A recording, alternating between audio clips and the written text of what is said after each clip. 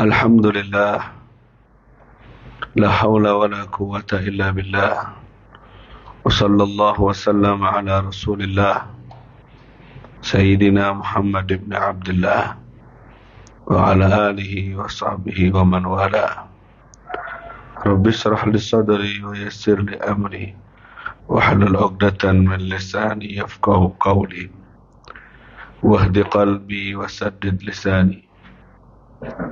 Subhanaka la ilma lana illa ma 'allamtana innaka antal alimul hakim wa tub alaina innaka antat tawwabur rahim wala haula wala quwwata illa billahil aliyyil azim. Amma ba'd. Sebelumnya minta maaf jika subuh ini kita agak kesiangan karena majelis terlalu malam. Tidur baru jam 2-an, bangun jam 3, kemudian tidur lagi, bangun jam 5 kurang. Karena tadi malam, ya memang tiap malam sih majelis Habib tiap malam ya kayak gitu. Nah, jadi, tapi insya Allah ada hikmahnya, yaitu jenengan tidak terlambat datangnya. Kalau saya awali jam 4 misalnya, belum ada orang, nanti jenengan dosa sama guru karena duluan gurunya dari murid-muridnya. Kalau kayak gini kan saya tidak berdosa karena saya gurunya, serinya telat tidak apa-apa. Jadi mohon dimaklumi dan dimaafkan jika ini sering terjadi. Ala kulli hal, semoga semuanya baik-baik saja dan tidak ada halangan, dan majelis kita dapat ridho dari Allah Subhanahu wa ta'ala. Amin ya rabbal. Sebelum kita lanjutkan, saya ingin kita baca sholawat dulu untuk menenangkan hati dan pikiran. Ya Rasulullah, salamun alaik, ya Rafi'a syani wa adfatai,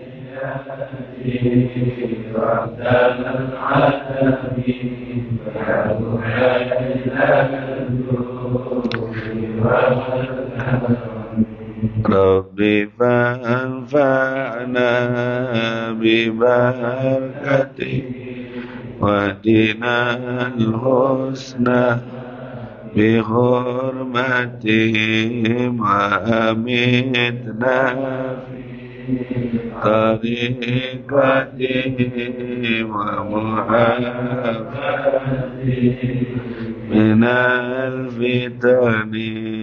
Ya Rasulullah,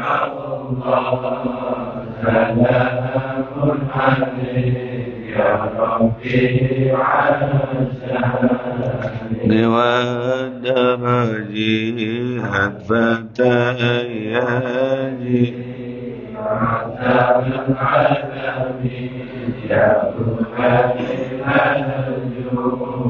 Dewal karami Rabbi fanfa'na bibarakati wa dinal husna bihurmati wa amitna fi tariqati wa mu'afati fitani. Ya Rasulullah, salamun alaik, ya Rabbi asani wa adari fatayati raddal alami ya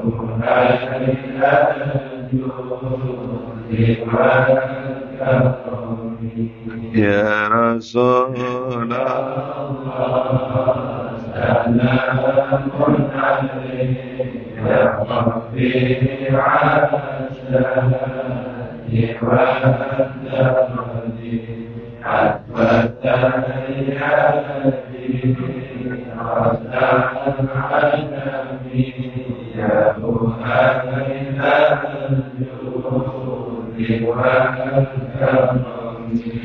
Rabbi fanfa'na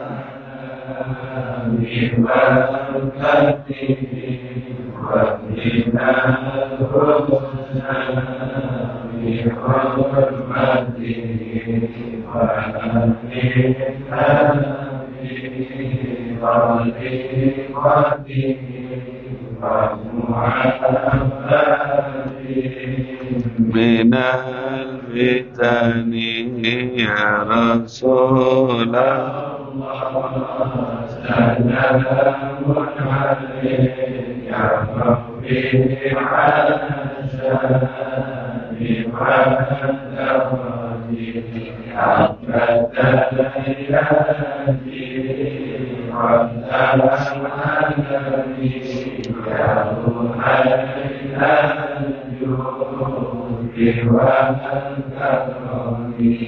Ya Rasulullah, salamun alaik ya Rabbi al-Hasani wa al-Fatih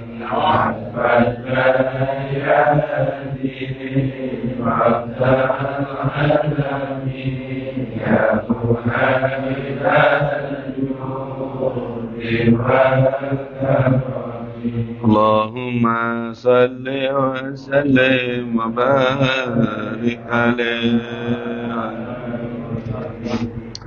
Alhamdulillah, la haula wa la quwata illa billah. Mari kita teruskan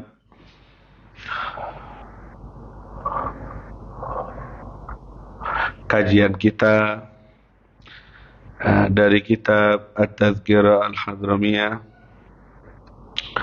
Sampailah kita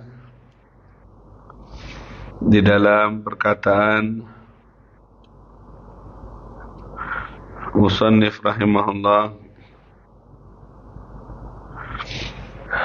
wa mimma yutlabu minal mar'a husnu tarbiyah auladiha tarbiyatan diniyatan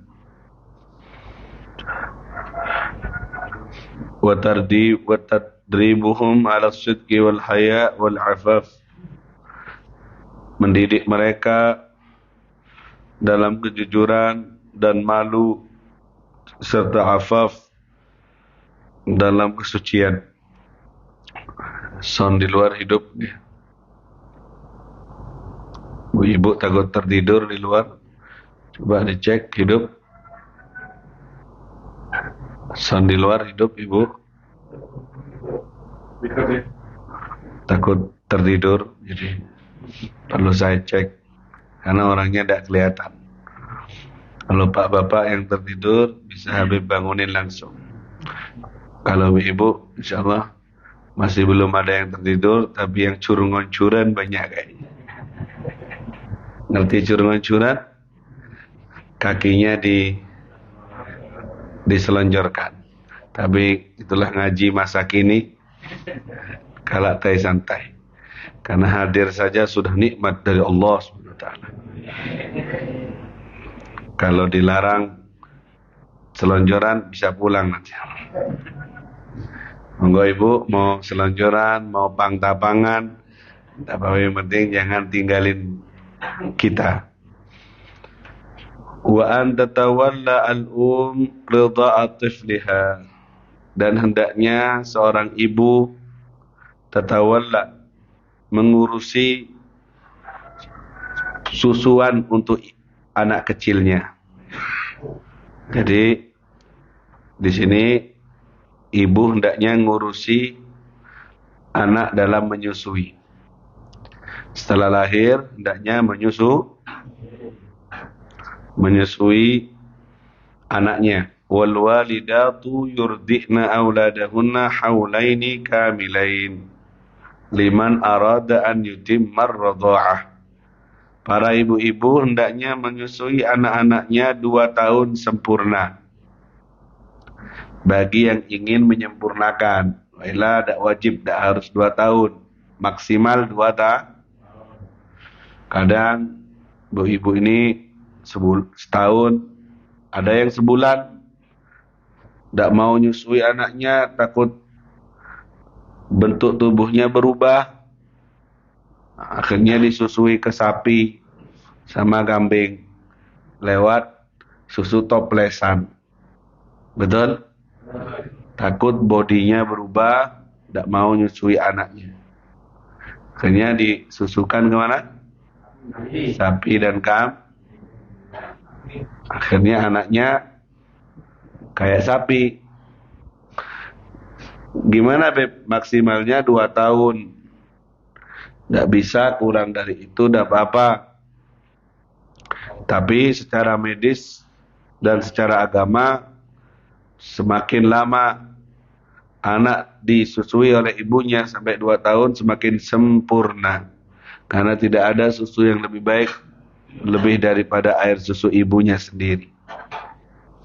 Sehingga ini harus diperhatikan. Ini termasuk kesalahan para wanita yang tidak mau menyusui anaknya karena takut badannya akhirnya pakai empot, pakai susu botolan. Akhirnya tidak terkontrol, susu botolan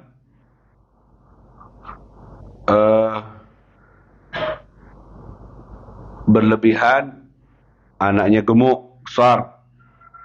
Padahal banyak penyakit karena susu yang mungkin tak sesuai, over dan semacamnya. Akhirnya dari kecil sudah obesitas. Tidak ada yang lebih baik daripada air susu yang memang Allah siapkan untuk anak itu lewat air susu ibunya. Kau ambil sebulan, 2 bulan, setahun, 2 tahun lebih baik. Jika tidak, maka Islam memperbolehkan anakmu untuk disusui oleh orang. Cari wanita yang solehah. Seperti yang terjadi pada Rasulullah sallallahu alaihi wasallam.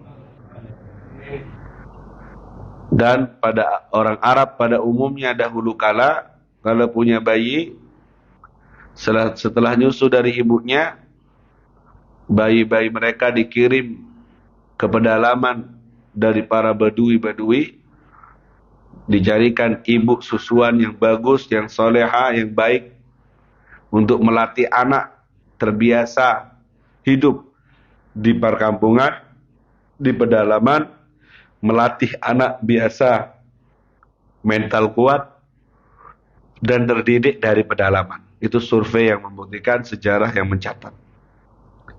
Sehingga Nabi dibawa oleh Sayyidah Halimah As-Sa'diyah hampir 2 tahun pertama sampai 4 tahun dalam didikan pedalaman.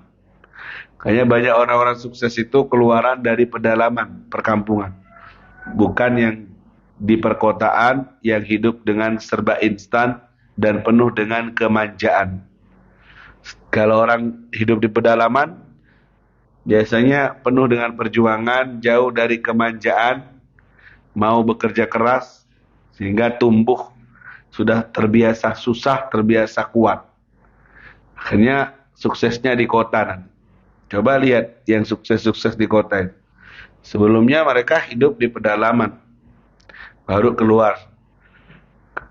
Kenapa? Karena di dalam pedalaman itu terdapat didikan mental, didikan tahan banting. Lain dengan orang yang hidup di kota, biasanya instan, serba ready, serba cepat jadi. Makanan aja bim salah bim, abrakadabra, tinggal mencet online datang, penuh dengan kemanjaan, ya kan?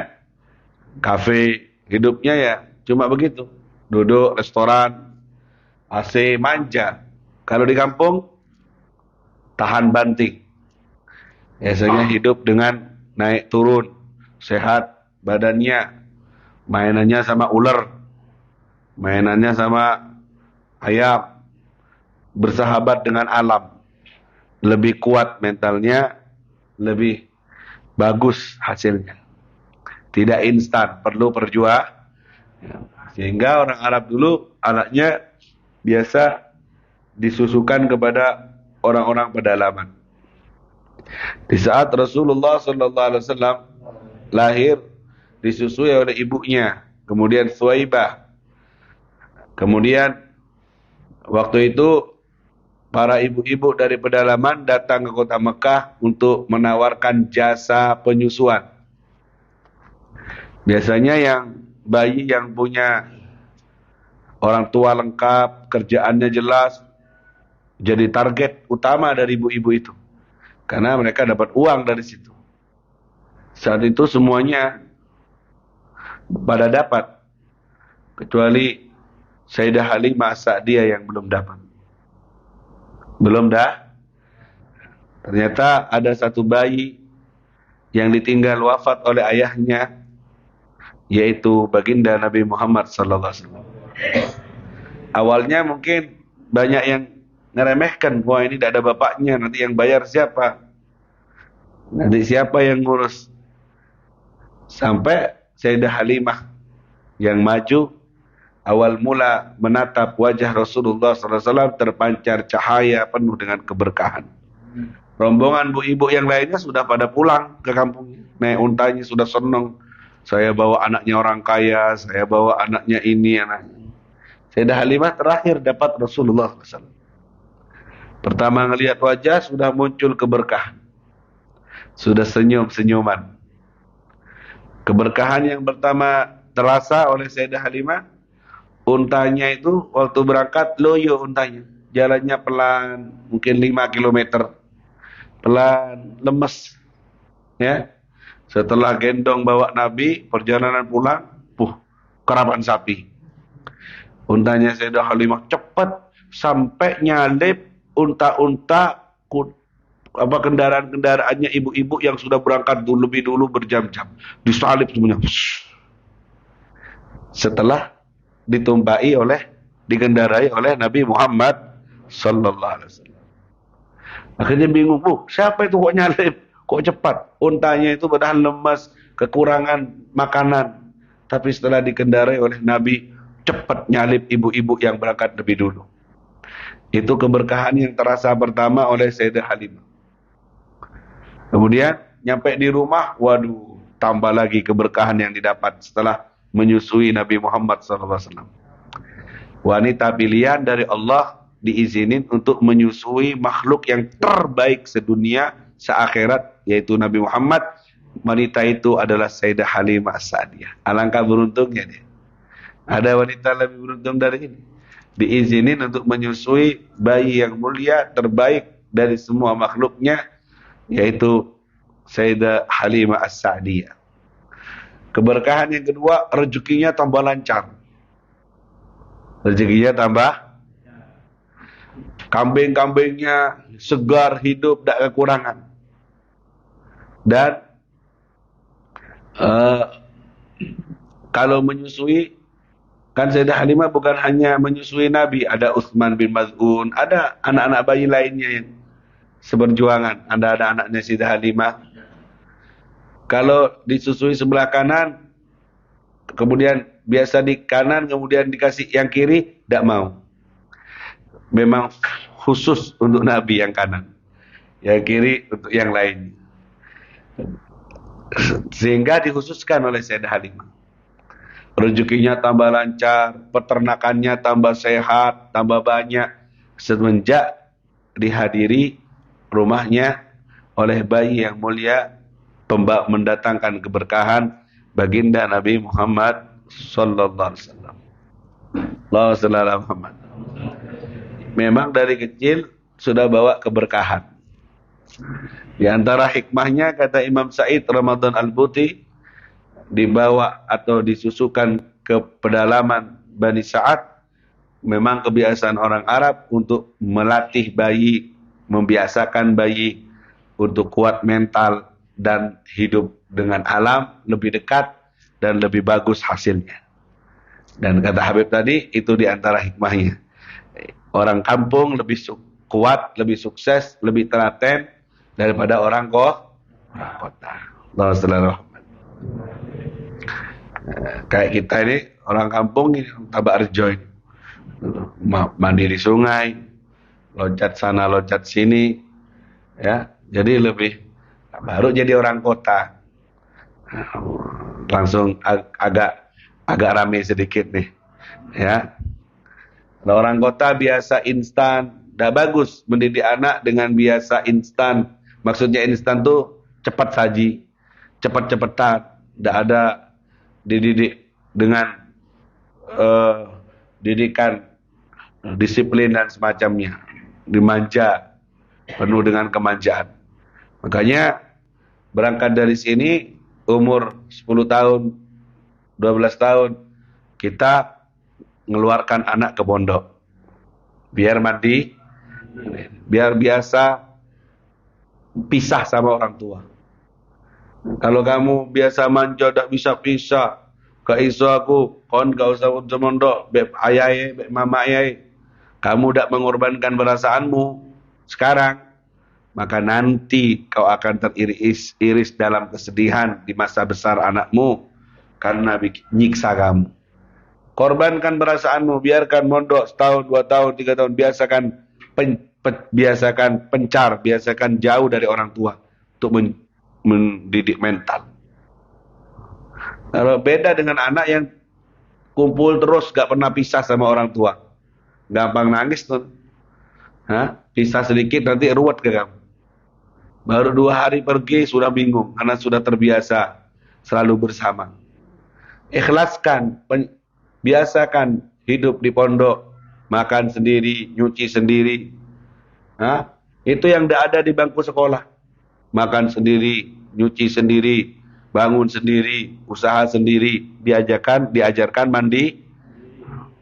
Itu tidak ada di bangku sekolah.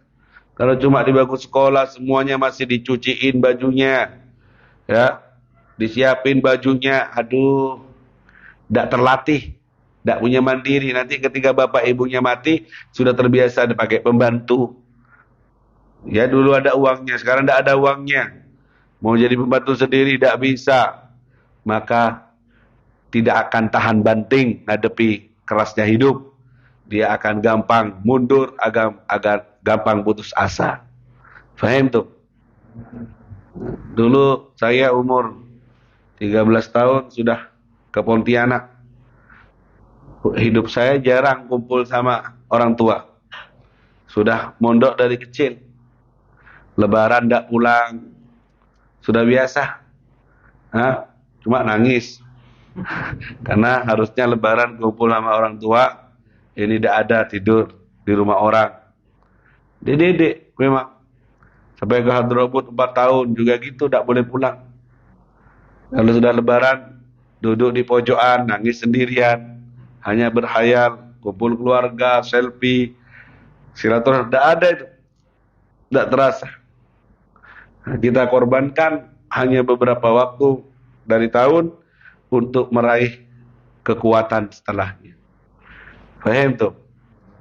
Jadi kalau ada ibu, bapak gak teko, anaknya dibiarkan manja hidup bersama terus, tidak bakalan sukses. Akan tersiksa nanti. Tidak kuat, tidak tahan banting. Tidak tahan Hidup ini keras. Hidup ini panas. Persaingan semakin ketat. Tidak sehat. Kalau kita punya hati yang lemes, kata orang Madura, birnyi, gampang putus asa, gampang minum baygon, bunuh diri, gampang mati. Hidup ini keras, jenderal. Film apa itu? Masalah Ahmad. Pernah dengar suara kayak gitu saya. Jadi seperti itu. Disusui oleh ibunya sendiri itu lebih baik. Dan juga ini diantara kesalahan para ibu-ibu dalam mendidik anak, dipasrahkan kepada baby sister, pembantu, dipasrahkan, digaji banyak, dilihat di depan dia memang telaten, memang ngayumi, tapi sebesar apapun kau gaji dia, kasih sayang pembantu tak sama dengan kasih sayang ibu. Jadi tidak bagus. Harusnya ibu sendiri, karena bukan urusan mandiin, nyuapin makan, bangunin dan tidurin saja. Lebih dari itu, bayi dan anak yang dididik akan merekam semua gerak-gerik orang yang paling dekat dengannya. Dalam hal ini pembantu atau ibu. Ketika dipasrahkan kepada pembantu, dia akan merekam sikap pembantu itu. Oh, pembantunya tidak sholat, ya akan ketularan. Oh, pembantunya suka marah, suka nyentak, tidak sopan sama orang ngomongnya, ya itu akan terekam dan akan tercipta dalam benak dan pikiran dan hidup anakmu. Tapi kalau seorang ibu sendiri, dia akan mengasihani anaknya murni. Naluri kasih sayang memang ada, bukan karena dorongan uang. Makanya jangan sekali-sekali ngeremehkan atau ngorbankan anak. Bukan bawa wes demi target yang lebih banyak hasilnya. Aku sing kerja, bojoku, anak tak tinggal nang oma, engko tak sewa uang untuk jaga. Kalau uangnya banyak gitu, akhirnya anak jadi korban, dipasrahkan ke orang dengan dalih gaji bulanan. Jadi apa anak itu? Kalau tidak punya uang, akhirnya dititipkan kakek dan neneknya yang jadi korban. Titip nonong bayai.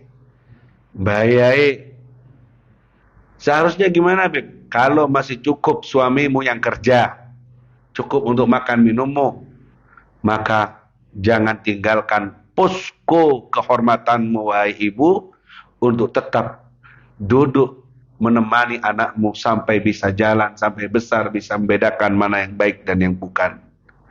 Jangan kau tinggalkan posko tugas utamamu, wahai ibu, demi mengejar target dunia yang lebih.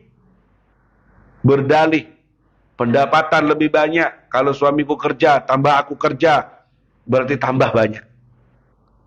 Suami kerja, istri kerja. Suami sehari 100, istri sehari 50. Berarti 100 tambah 50, 150. Logikanya begitu. Kalau satu yang kerja 100, dua yang kerja 150. Oh ya, masuk ini, ndang soke. Kata Habib Bakar Al-Mukhtar, tidak semuanya bertambahan itu nambai. Kalau ajam setong, tambah kerengan setong, ya kan? Ajam 2 tambah kerengan setong, bukan jawabannya 3, ha? Logika berpikirnya Habib Bakar Al-Mukhtar begitu. Logika kita, suami kerja, istri kerja, oh tambah 100 tambah 50, 1 second. Beneran secara matematika dapat 1 second beneran pada soal aku, pada soal aku. 2 yang kerja. Kenyataannya kemana 150 itu? Setelah dapat, kemana larinya? Tambah banyak, apa tambah habis, apa tambah mumet? Oh enggak, Beb, banyak, Beb, ini saldonya. Sebulan saya dapat 5 juta, 6 juta terkumpul. Toyib, jadi apa? Enak, mulus. Suami pulang kerja capek, istri pulang kerja capek, kemudian bisa tercipta ketenangan, kebahagiaan kalau sudah sama-sama capek. Ayo kamar, nusu aku capek aku. Saya podo capek, turu aja wis. Tiap hari gitu. Pulang lesoh. Tidak ada lagi unsiah, ketenangan, kebahagiaan. Tidak ada lagi sakinah, cinta-cintaan. Tidak ada lagi yang satu melayani, yang satu dilayani. Karena pada sama-sama paham tuh. Ini korban yang pertama. Hal negatif yang pertama. Sama-sama capek, akhirnya tak bisa terhidupkan, terjalin kasih sayang. Ada ketemu suami cuma malam. Pagi podo keluari, podo metu nih. Anak dititipno pagi keluar. Pulangnya mau dekat maghrib nanti. Tiap hari kayak gitu.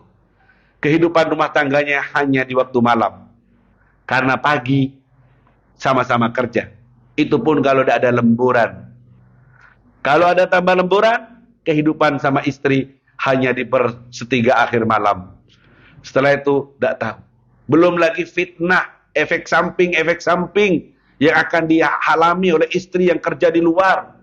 Dari lirikan mata-mata keranjang, mata yang besar kayak keranjang, dari matanya orang laki-laki yang nakal. Belum lagi lirikan-lirikan mata suami yang sudah tidak menemukan hasrat kepada istri yang sudah capek terus. Kemudian ketemu dengan wanita-wanita lain di jalanan. Pulang ke rumah sama-sama membawa rahasia masing-masing dari kehidupan dan perasaannya yang tak bisa terbangun. Ingat, jangan korbankan keluargamu dengan berdalih pemasukan lebih atau bayaran yang lebih dengan kerja berdua, laki atau perempuan.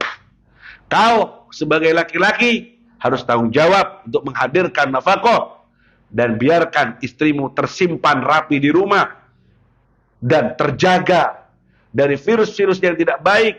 Dia tetap cantik, dia tetap istimewa, dia tetap dikangeni dan dirindukan. Dia sibuk dengan tugas utamanya yang mulia, yaitu mendidik anak yang di rumah. Ojo, anu beb, kengku beb, teralak wakiya beb, ini beb, ini itu beb. Islam tidak melarang wanita itu bekerja, asalkan menjaga auratnya dan selamat dari fitnah-fitnah syahwat yang nakal dan durhaka. Tapi kalau boleh milih, harusnya kalau boleh milih, si istri tetap di rumah untuk menduduki poskonya, kantornya, yaitu mendidik anak dengan baik, dengan benar, dan menjadi istri yang spesial bagi suaminya. Kalau boleh milih, pilihlah yang itu. Allahumma shalli ala Muhammad. Saya tahu hati sampean ini bojoku ya apa bojoku ya apa. Silakan nilai-nilai sendiri ya. Allahumma shalli ala Muhammad. Langsung noleh ke bojoku ya apa bu. Beb bojoku dodolan beb kopi beb agalui kopi na orang. Yang ngopi laki-laki, galuyannya ini dilihat oleh laki-laki lain. Inna lillahi wa inna ilaihi wa 'alal mauludi lahu rizquhunna wa kiswatuhunna bil ma'ruf. Seorang bapak yang punya anak, punya istri wajib memberi rizki, menafkahi suami-suaminya. Karena kan beda-beda dalam rumah tangga ini. Ada yang pintar cari uang tuh istri. Suaminya ma'muman lillahi ta'ala, Allahu Akbar. Tidak cerdas suaminya. Yang cerdas perempuan, online, cepat dapat uang. Si suaminya bagian bung packing. Bagian packing tok bungkus. Terno lagi bagian apa lagi? Terno itu apa namanya? Kurir. Siap tuan, siap. Bojone saya. Jangan seperti itu. Makanya laki-laki harus yang ngatur semua, bukan istri. Istrinya yang pintar, tapi memang watak dan akal setiap orang beda-beda memang. Ada yang lebih lancar rezeki istrinya daripada suami. Kebanyakan yang seperti ini, seorang istri gampang durhaka kepada suami. Ingat para istri, sebesar apapun gajimu, pendapatanmu melebihi suamimu, jangan pernah itu menjadikan kau durhaka kepada suamimu. Faham tuh? Tidak barokah. Karena istri kalau pemasukannya lebih banyak dari suami, lebih gampang ngelamak kepada suami. Makanya para suami, jangan sampai kalah pemasukannya be istri. Beb, saya memori penuh beb, istri saya yang itu akan ngefek. Kau harus tanggung jawab, kau harus di depan. Jangan malas, harus bekerja, harus cerdas. Istri hanya pelengkap saja, bagian nyatet kau yang tampil. Begitu. Jangan malah terbalik, ya. Nanti kau tak akan pernah bisa jadi imam yang benar jika kamu mengharap atau bertumpu tangan sama para istri-istri ini. Istri punya tugas yang lebih berat, yaitu mendidik Katanya orang-orang yang menghancurkan Islam, jika kau ingin menghancurkan Islam, hancurkan keluarga-keluarga rumah tangga dalam Islam. Caranya menghancurkan rumah tangga Islam, hancurkan tugas ibu yang ada dalam rumah tangga itu. Tahdimul usrah, menghancurkan rumah tangga lewat menghancurkan bukan tulang punggung, tapi yang utama dari rumah tangga itu adalah seorang ibu. Apanya dihancurkan? Buat para ibu-ibu ini merasa minder dengan kerjaannya yang cuma di rumah. Buat ibu-ibu ini merasa tidak betah cuma di rumah didik anak. Tidak betah, tidak kari, tidak punya nilai. Cuma diem tok, menganggap hina, padahal tugas didik anak itu lebih mulia daripada jadi bupati. Kalau dilakukan dengan benar, mendidik anak itu, mendidik titipannya Allah yang berupa anak, itu lebih mulia daripada yang kerja kantoran berdasi-dasi, bahkan bermobil Camry sekalipun. Kenapa?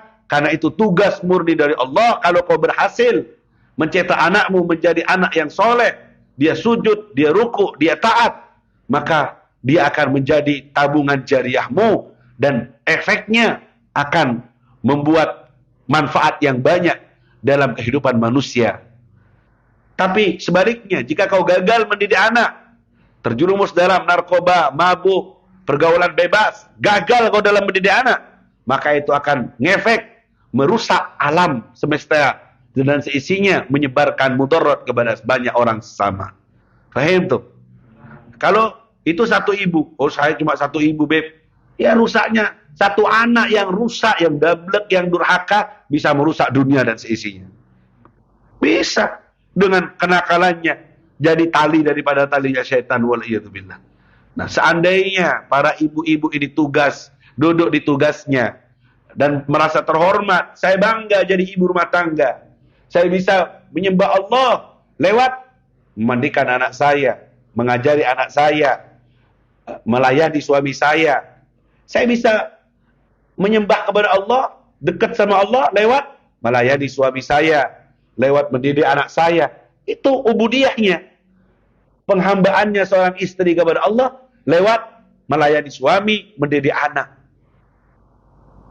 Jihad ya Rasulullah, seperti para sahabat yang laki-laki ikut perang bersamamu, bawa senjata, bawa unta, bawa kuda. Lah, jihad kalian adalah melayani suami kalian, mendidik anak-anak kalian dengan baik.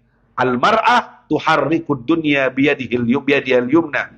Seorang wanita bisa menggerakkan dunia dengan tangan kanannya.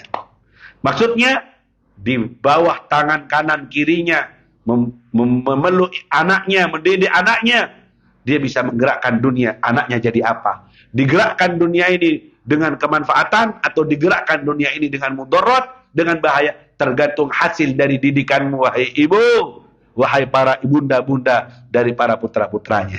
Paham tuh? Bisa bergerak, bergoyang dunia ini. Ya, kalau ada putra daerah dari Kaliboto ini berhasil membuat hal yang manfaat, bisa goncang dunia ini dengan manfaatnya. Kalau berhasil ayah dan ibu itu. Masalahnya sekarang merasa minder. Oh, cuma nyusui anak, bukan cuma itu tugas samawi, tugas langit, tugas Allah, tugas dari Allah untuk hamba-hambanya, untuk tarbiyatul ajyal, mendidik generasi. Jangan diremehkan.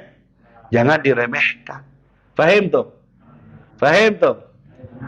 Tapi sekarang kayak gitu. Tuntutan gaya hidup yang berlebihan, menuntut harus kerja kabeh.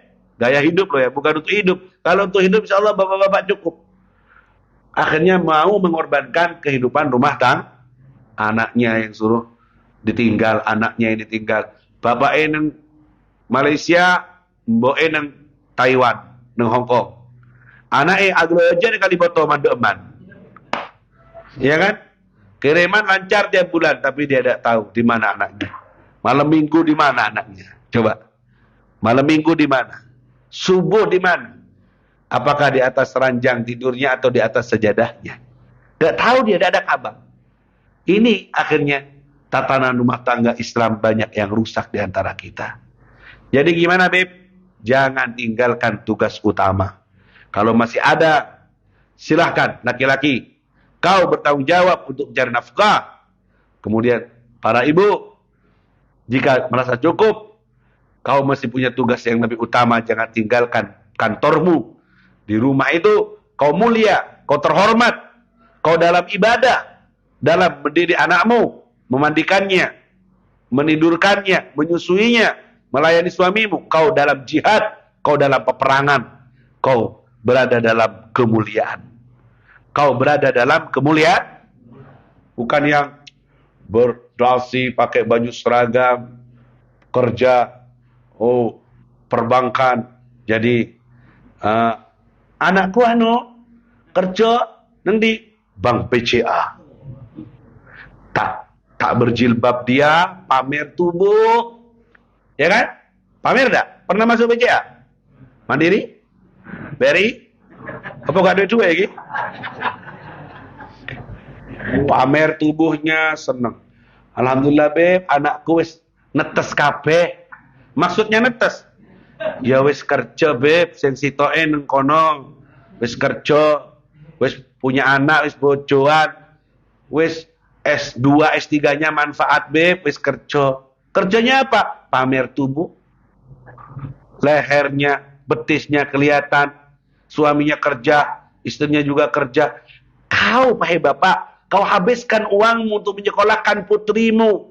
Kemudian berhasil putrimu sesuai dengan keinginanmu, kerja di sebuah perusahaan besar, tapi buka aurat. Kau bilang sukses. Kau gagal. Kenapa gagal? Karena kau mengantarkan anakmu dengan tuntutan kerjanya yang buka aurat, haram. Kau menjerumuskan anakmu ke dalam api neraka. Sudahlah habis uang banyak dengan didikanmu, mengkuliahkan ini dan itu. Kemudian dia meninggalkan poskonya sampai tak didik anak, tak melayani suami dengan baik. Kemudian dia beraurat dalam kerjaannya, karirnya. Kau bilang sukses, kau bilang manfaat dan lain sebagainya. Kalau ternyata itu mendatangkan murka Allah Subhanahu wa taala, kau gagal. Sekalipun anakmu jadi presiden, kalau seandainya melanggar aturan Allah, kau gagal dalam mendidik anakmu. Kau menjadi sukses kalau kau berhasil dari pengadilannya Allah. Kau tidak dituntut sama anakmu di akhirat, karena kau sudah mengajarkan dia ketakwaan kepada Allah Subhanahu. Orang tua banyak bangga, anakku bangga, kerja wis. Kerja apa dulu? Melanggar aturan Tuhan. Kau ini hamba yang bertuhan, bukan hanya hamba yang beruang. Nyembah uang apa nyembah Tuhan? Kalau kita hamba yang bertuhan, kita yakini ada aturan Tuhan yang kita punya, ada akhirat, ada kehidupan setelah kehidupan ini, maka timbanglah dalam bersikap, dalam mendidik anakmu. Apa yang perlu dibanggakan, apa yang perlu dihinakan, jangan ketuker. Allahumma shalli ala Muhammad. Giliran anaknya di pondok hafal Quran, pulang dari pondok sudah hafal Quran, diem di rumah tok jadi ustadzah, ngajar dilanggar. Tak bangga sama sekali. Nanti putri, ini langgar. Kenapa dilanggar? Ngajari rare. Hafal Quran cuma yang mana? Tak bangga kamu dengan itu. Biasa-biasa saja. Justru kau sukses karena kau bisa menyelamatkan dari pergaulan bebas, tidak ngubar aurat, sibuk tiap harinya dengan Quran, dengan anak-anak yang lainnya. Kau sukses, kau punya amal jariah, kau punya tabungan. Umurmu habis untuk menafkahi anakmu hingga menjadi hafidh Quran dan bermanfaat ilmunya. Kau tidak rugi karena itu jadi tabunganmu yang terus mengalir pahalanya. Tidak rugi kau. Capek saya kerja tiap hari ya, Beb. Keluar penuh keringat. Dari coklat sampai hitam keringatnya. Tidak rugi kau. kalau ujungnya, akhirnya putrimu bermanfaat untuk agama dan solehah, walaupun dia tidak masuk kantor, keluar masuk kantor, walaupun dia tidak punya gaji tetap, gaji ustadzah langgaran, miro, kadang nggak ono gaji ini, cuma seragam batik toh. Ya Allah, inna lillahi wa inna ilaihi, inna lillahi wa inna ilaihi. Jangan berkecil hati. Innal aisha aisul akhirah. Kehidupan yang sebenarnya adalah kehidupan akhir, bukan kehidupan di dunia. Dunia ini sebentar. Piro, berapa kita hidup di dunia ini? Berapa? Itu sukses, oke. Kerja mati-matian untuk apa bahasanya tadi? Netes no anak. Ya, sampai S1, S2 kerja banting tulang sampai kau tua, kemudian anakmu sukses kerja dapat gaji bulanan, tampil jadi ini jadi itu, ya, tapi ternyata dengan membuka auratnya, dengan nipu, apalagi kepintarannya tidak terkontrol dengan ilmu agama, sampai nipu-nipu orang, jual tanda tangan ke barat ke timur, senang gunting-gunting proyek bantuan 100 juta dipotong tinggal 75, sing selawe di pemotongan. Kalau kerjaannya tukang motong-motong gitu, kamu seneng anakmu kayak gitu. Kan itu yang terjadi di banyak kenyataan kita. Mereka yang terhormat pimpinan itu dan ini. Banyak yang kerjanya tukang motong-motong. Ini haknya pesantren, tak kasih sumbangan, cair 500 juta, Bib. Tapi kalau mencair bisa cair kalau kerjasama. Otong, cairnya berapa? Loro seket, Bib. Loro seket deh. Ya biasa. Sudah lagu Indonesia Raya ini sudah kemana-mana. Terus tinggi sekolah, dapatnya kerjanya motong uangnya orang, motong uangnya pondok, motong uangnya sosial. Itu tidak nyuri namanya. Emangnya nyuri itu harus nyongkek labeng tengah malam? Kalau motong-motong punya haknya orang, sudah biasa, Beb, kayak gitu semua, Beb. Terus itu bukan biasa bagimu. Itu dianggap biasa bagimu karena sudah mendarah daging haram dalam tubuhmu. Kalau sudah tidak banyak haram di badan ini, maka tidak ada efek. Dia merasa biasa dengan yang haram. Tapi kalau orang yang takut kepada Allah, 1000 tidak mau dia masuk dari yang haram. Terus kau bilang sukses, anakku tadi didedin. Kalau ujungnya adalah neraka. Ayo ya, kita harus membanggakan apa yang dibanggakan oleh Allah, menghinakan apa yang dihinakan oleh Allah. Ajarkan ini kepada anak-anak kita. Kebanggaan kita izzuna bil Islam, kebanggaan kita dengan iman Islam, kebanggaan kita dengan ibadah, bukan dengan pamer ini pamer itu, tapi ternyata dengan cara dan jalan yang haram, dengan harus menipu atau ngambil hak-hak orang, waliyadzubillah, atau sampai menabrak aturan-aturan Allah Subhanahu wa taala. Semoga Allah menjaga saya dan kalian serta keluarga, anak serta istri kita. Allah jaga dari semua yang dimurkai oleh Allah. Semoga kita ini jadi keluarga yang selamat di dunia dan akhirat. Allah buka pintu rezeki yang halal, yang barokah untuk kita semuanya. Diparingi ketenangan, diparingi kebahagiaan, diparingi kesuksesan dunia dan akhirat. Dan semoga Allah Subhanahu wa taala memberi hidayah kepada kita semuanya, menjadikan kita semuanya anak yang berbakti kepada orang tuanya, dan kita bisa menghadiahkan mahkota dari cahaya untuk orang tua kita dengan kebaktian kita kepada mereka. Dan semoga kita semuanya jadi ahli sholat, ahli Quran, ahli sedekah, ahli ibadah, ahli puasa, dan orang yang ahli cinta kepada Nabi Muhammad sallallahu alaihi wasallam. Setelah umur panjang, semoga diparingi husnul khatimah. Semoga dalam umur panjang taat dan takwa kepada Allah. Semoga kita ini dikasih sabar, dikasih ikhlas, dikasih istiqomah, dan apa yang kita sampaikan ini semoga selaras dengan ridho Allah. Diparingi sabat, tetap pendirian dalam kebenaran, diparingi kuat iman dan Islam, fi khairin wa lutfin wa afiyah, dan Allah tutup ajal kita dengan kalimat tauhid, la ilaha illallah.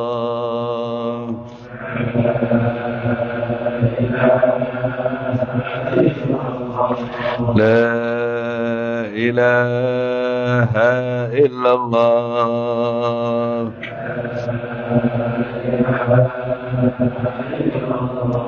لا إله إلا الله